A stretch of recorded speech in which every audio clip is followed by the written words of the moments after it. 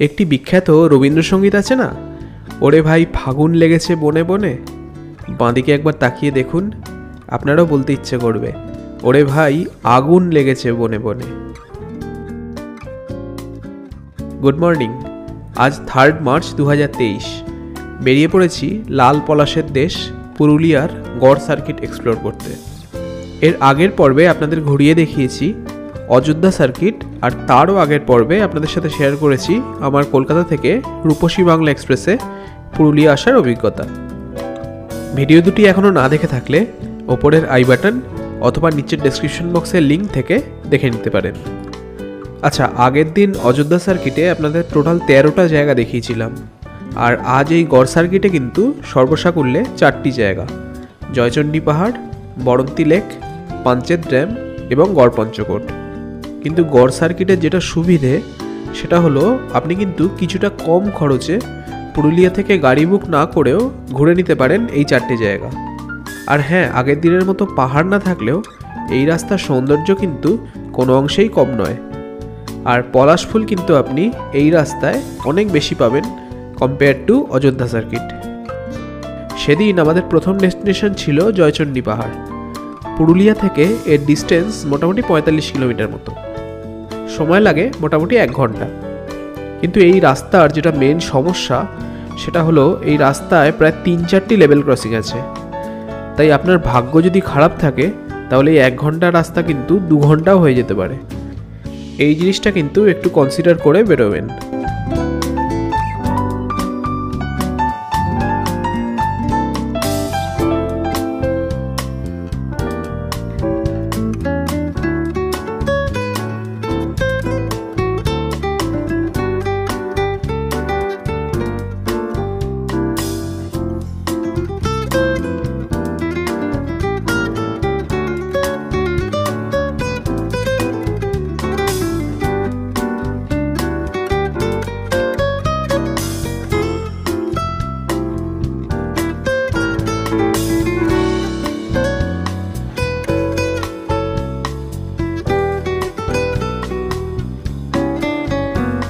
আমাদের ভাগ্য ভালো ছিল, কোনো রেলগেটেই আমাদের দাঁড়াতে হয়নি। তাই আমরা মোটামুটি 1 ঘন্টার মধ্যেই পৌঁছে গেছিলাম জয়চণ্ডী পাহাড়ে।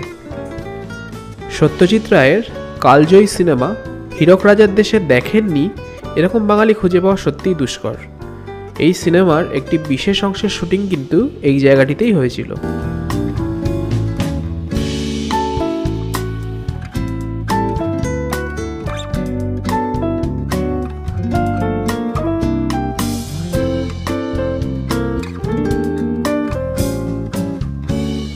আচ্ছা, এইটা হলো পার্কিং এরিয়া। এখান থেকে মিনিট 2 হেঁটে আপনি এই সিঁড়ি পাবেন। পাহাড়ের টপে পৌঁছতে গেলে কিন্তু এরকম টোটাল 500টি সিঁড়ি ভেঙে আপনাকে ওপরে উঠতে হবে।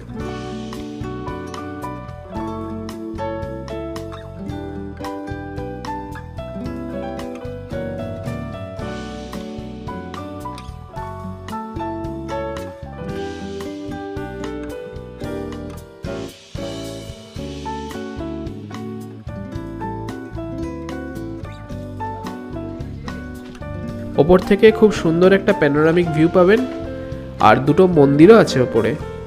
একটি জয়চণ্ডী মাতার, অর্থাৎ যার নামে এই পাহাড়টির নামকরণ, আরেকটি হলো শ্রী বজরংবলীর, অর্থাৎ হনুমানজির।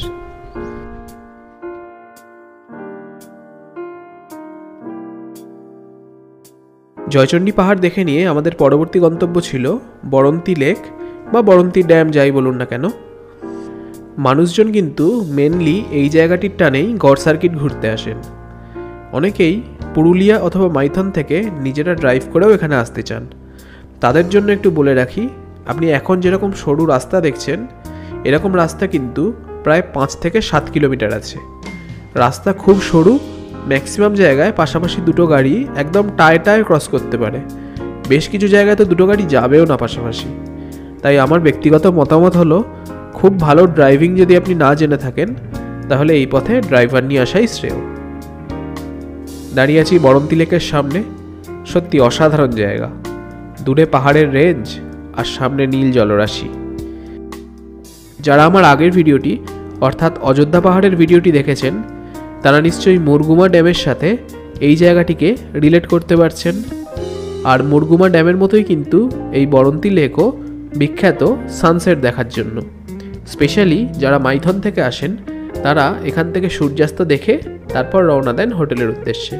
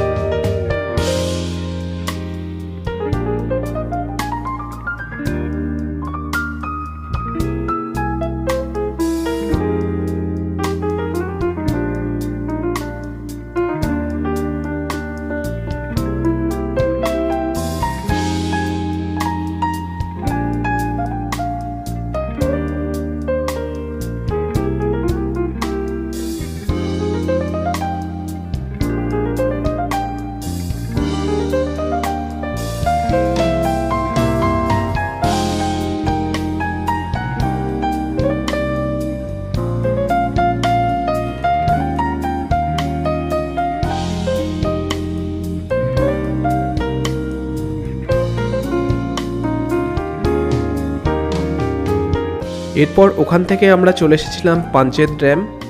1959 সালে এটির উদ্বোধন করা হয়। আর এই ড্যামটির একদিকে পশ্চিমবঙ্গ আর একদিকে ঝাড়খণ্ড, ঠিক মাইথন ড্যামের মতো। আর আমরা কিন্তু এখন মাইথনের একদম কাছাকাছি রয়েছি। এখান থেকে মাইথন মাত্র 18 কিলোমিটার। অনেকেই পুরুলিয়া থেকে গড় পঞ্চকোট, বরন্তী, পাঞ্চেত ইত্যাদি দেখে নিয়ে মাইথনে চলে যান রাত্রিবাস করার জন্য।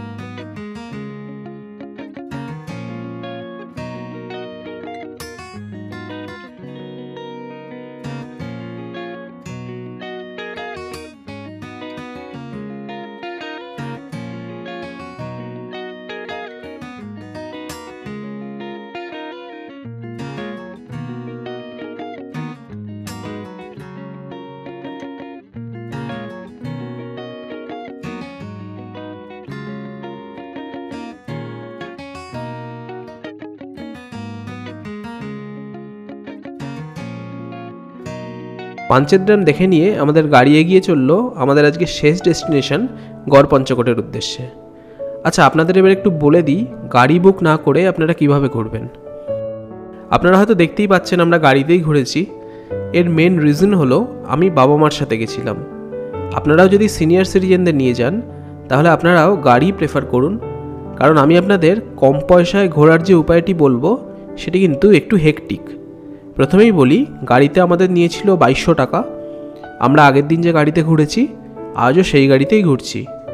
গাড়ির ওনার এবং ড্রাইভার দাদার নাম আর ফোন নাম্বার আমি স্ক্রিনে শেয়ার করে দিচ্ছি। আচ্ছা, এবার বলি কম খরচে কিভাবে আপনারা ঘুরবেন এই গড় সার্কিট। আপনারা পুরুলিয়া স্টেশন থেকে ভোর 6টার 03595 বোকারো স্টিল সিটি আসানসোল প্যাসেঞ্জারটা ধরবেন।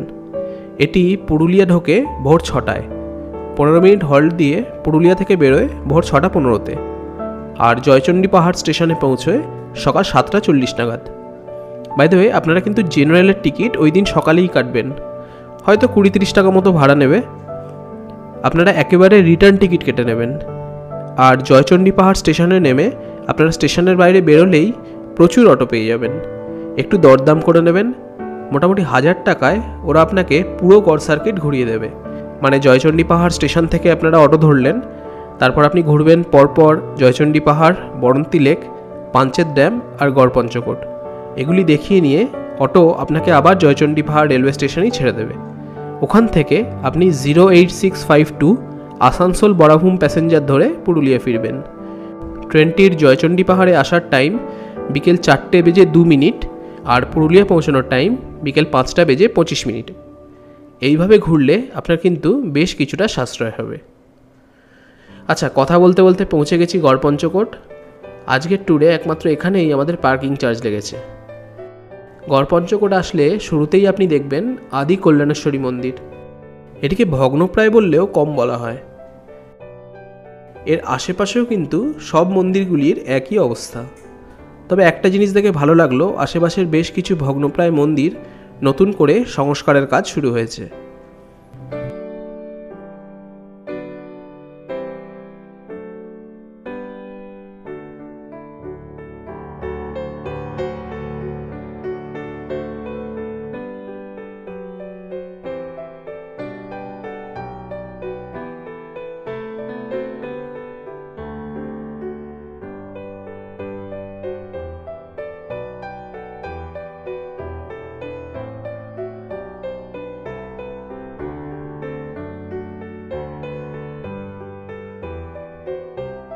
এখন আমরা দাঁড়িয়ে আছি গড় পঞ্চকোটের সর্বাপেক্ষা উল্লেখযোগ্য পঞ্চরত্ন টেরাকোটা নির্মিত দক্ষিণ ও পূর্বদুয়ারি রাস মন্দিরের সামনে।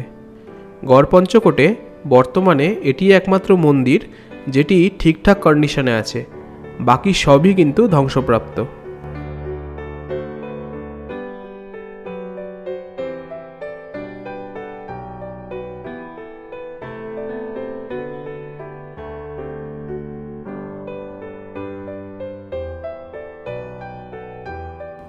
এই রাস মন্দিরের ভেতরে রাধাকৃষ্ণের খুব সুন্দর একটি বিগ্রহও আছে।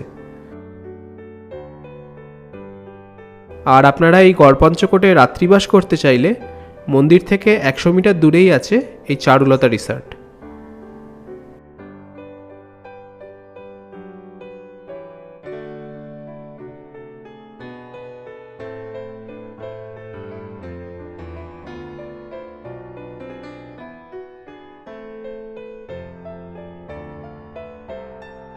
আমাদের পুরুলিয়া ভ্রমণের এখানেই ইতি।